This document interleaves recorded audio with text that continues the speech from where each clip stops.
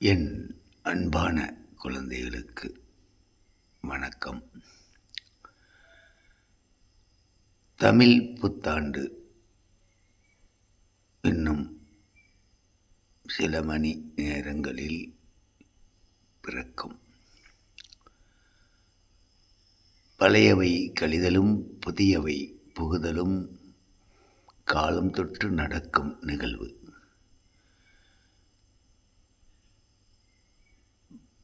ஆங்கில வருடத்தை கொண்டாடுவது போல் தமிழ் வருடத்தை யாரும் கொண்டாடுவது கிடையாது. ஏன் என்று புரியவில்லை.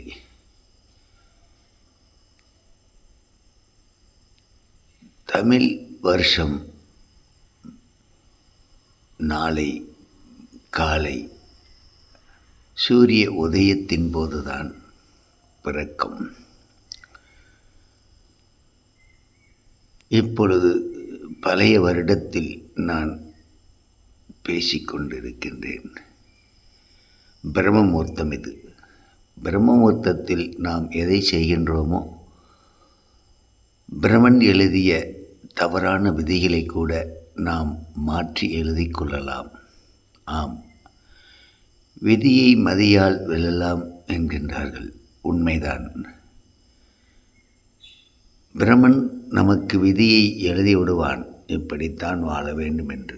நல்லவையாக இருந்தால் நாம் வாழலாம், அது கெட்டதாக இருந்தால் பிரம்மமுகூர்த்தத்தில், பிரம்மமுகூர்த்தம் என்றால் 3 மணியிலிருந்து காலை 5:30 மணி வரை பிரம்மமுகூர்த்தம்தான். அந்த முகூர்த்தங்களில் தாங்கள் எழுந்து உங்கள் தலையெழுத்தை மாற்றி எழுதி கொள்ளலாம். தமிழ் வருடம் காலை சூரிய உதயத்தின் போது பிறக்கப் போகின்றது. என் குழந்தைகளுக்கு வாழ்த்துக்கள். தீய குணங்களை களைந்து கோபங்களை விடுத்து குற்றங்களையும் களைந்து பொறாமைகளை பொசுக்கி எறிந்து சுயநலத்தோடு வாழாது பொதுநலத்தோடு புது வருஷத்தில் வாழ்வேன் என்று சபதம் மேற்கொள்ளுங்கள். கஷ்டங்களும் கவலைகளும் அனைவருக்கும் வாழ்க்கையில் வலம் வந்து கொண்டுதான் இருக்கும். கஷ்டங்களை பார்த்து மனதை உடைத்து விடாதீர்கள். துன்பம் என்று இருந்தால் இன்பம் இருந்தே ஆகும். நாம் ஒன்றும் மகான் அல்ல, மனிதன். வாழ்க்கையில் வரும் ஒவ்வொரு கஷ்டங்களையும் ஏற்றுக்கொள்ளுங்கள். கஷ்டங்களையும் கவலைகளையும் கடந்து வந்தால் கடல் போல சொர்க்கலோகத்தையும், கடல் போல பரந்த எண்ணங்களையும்,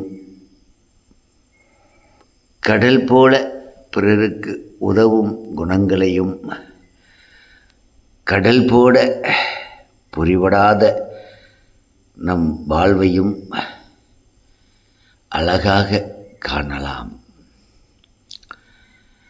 ஆறாக இருங்கள், ஓடிக்கொண்டே இருங்கள். நம் வாழ்க்கையில் நாம் ஆறுபோல் இருக்க வேண்டும். அவமானப்படுத்துவார்கள், அசிங்கப்படுத்துவார்கள்,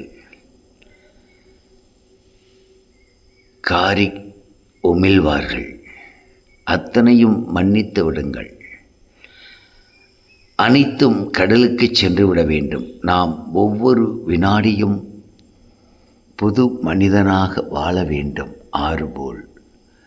குழந்தைகளே, வரும் தமிழ் புத்தாண்டை சிறப்பாக நீங்கள் கொண்டாட வேண்டும். ஆலயங்களுக்கு செல்லுங்கள், குடும்பத்தோடு பகிர்ந்து கொள்ளுங்கள், குடும்பத்தோடு உறவாடுங்கள். வேலை வேலை என்று அலைந்து வாழ்க்கையை துளித்து விடாதீர்கள். இந்த தமிழ் புத்தாண்டென்றாவது குடும்பம் குழந்தைகளோடு வாருங்கள். உங்கள் லட்சியங்களை மனதில் படித்து கொள்ளுங்கள். இனிமையாக வாழ செல்வங்கள் தேவைதான். செல்வமே வாழ்க்கை அல்ல. என்றும் இன்புற்று வாழ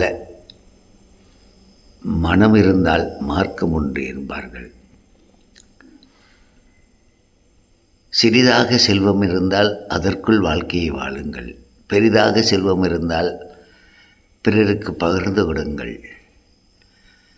பிறர் வாழ நாம் வாழ்ந்தால் இறைவன் நமக்கு எந்நிலை குறையும் வைக்க மாட்டான்.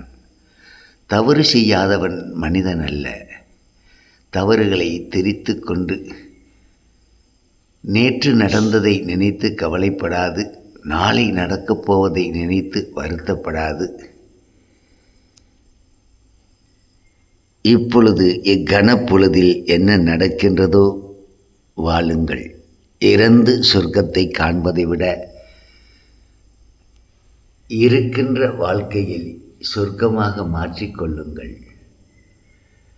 தீய குணங்களை எடுத்து வீசி எறிந்து விடுங்கள். கடந்தவையை நினைத்து நினைத்து கவலைப்பட்டு இருக்கும் வாழ்க்கையை இழந்து விடாதீர்கள். வாழ்க்கை என்பது நமக்கு பெரிய வரம். விண்ணில் சொர்க்கத்தை இறந்தபின் தேடுவதற்காக மண்ணில் வாழுகின்ற பொழுதே சொர்க்கத்தை காணாது நரகத்தில் வாழ்ந்து விடாதீர்கள். இறந்து நாம் சொர்க்கத்தை அடைந்தால் என்ன, அடையாவிட்டால் என்ன? இருக்கும் வாழ்க்கையை சொர்க்கமாக மாற்றிக்கொள்ளுங்கள். காலை விடுகின்ற பொழுது சித்திரை தமிழ் புத்தாண்டு பிறக்கம். சூரியன் உதயமாவது போல் உங்கள் எண்ணங்கள் பிரகாசமாக உதயமாக வேண்டும். சுயநலத்தோடு வாழ்ந்தால் ஆயுள் குறுகிவிடும். பொதுநலத்தோடு வாழுங்கள். 100 வயதை தாண்டி வாழலாம். நல்ல மனங்கள், நல்ல குணங்கள் நம்மை நோய் நொடி அற்று வாழ வைக்கும். உடம்புதான் நமக்கு மூல ஆதாரம். உடம்பை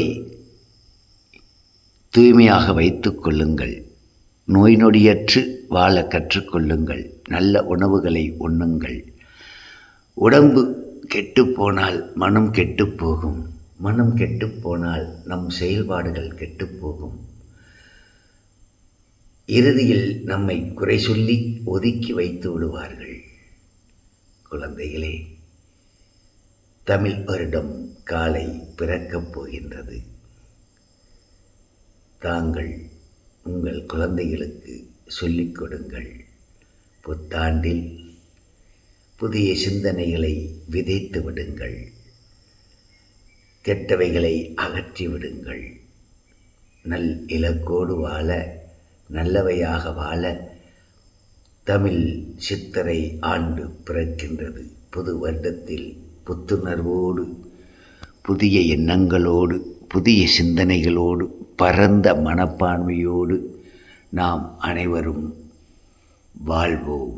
என்றும் அப்பாவின் வாழ்த்துக்கள் பல பல. அப்பா கோவிலூரான்.